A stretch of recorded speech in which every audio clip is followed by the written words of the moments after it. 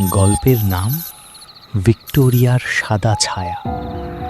কলকাতার মাঝখানে দাঁড়িয়ে থাকা ভিক্টোরিয়া মেমোরিয়াল দিনে যেটা সৌন্দর্যের প্রতীক, রাতে সেটা হয়ে ওঠে এক অদ্ভুত নীরবতার রাজ্য।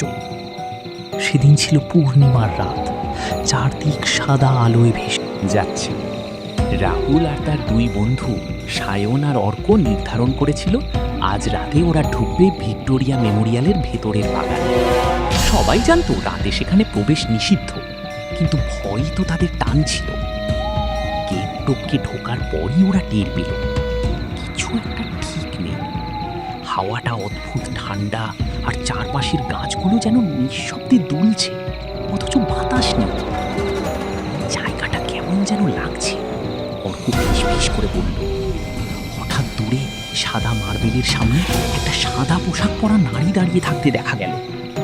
তার চুলগুলো লম্বা, মুখ দেখা যাচ্ছে না, কিন্তু সে ধীরে ধীরে ঘুরে তাকালো ওদের দিকে। রাহুলের গলা শুকিয়ে গেল। চল চল ফিরে যাই, সে বলল, কিন্তু পা যেন জমে গেছে। সেই নারী হঠাৎ হাত তুলল, ডাকছে ওদের। সায়ন যেন মন্ত্রমুগ্ধের মতো হাঁটতে শুরু করলো তার দিকে। সায়ন থাম! রাহুল চিৎকার করলো, কিন্তু সায়ন শুনছে না। যতই সে কাছে যেতে লাগলো, ততই স্পষ্ট হচ্ছিল সেই নারীর মুখ। তার চোখ নেই, শুধু দুটো কালো ফাঁকা গর্ত। হঠাৎ চারপাশে অদ্ভুত একটা শব্দ ভেসে উঠল। কেউ যেন কান্না করছে, শত শত মানুষের কান্না একসাথে। অর্ক হঠাৎ বলে উঠল, ওইটা মানুষ না। ঠিক তখনই সেই নারী হেসে উঠল, একটা ঠান্ডা বিকৃত হাসি, যা পুরো বাগান জুড়ে প্রতিধ্বনি হতে লাগলো। মুহূর্তের মধ্যে আলো নিভে গেল, চারদিক অন্ধকার। রাহুল আর অর্ক দৌড়ে পালাতে শুরু করলো, কিন্তু সায়ন আর তাদের সঙ্গে নেই।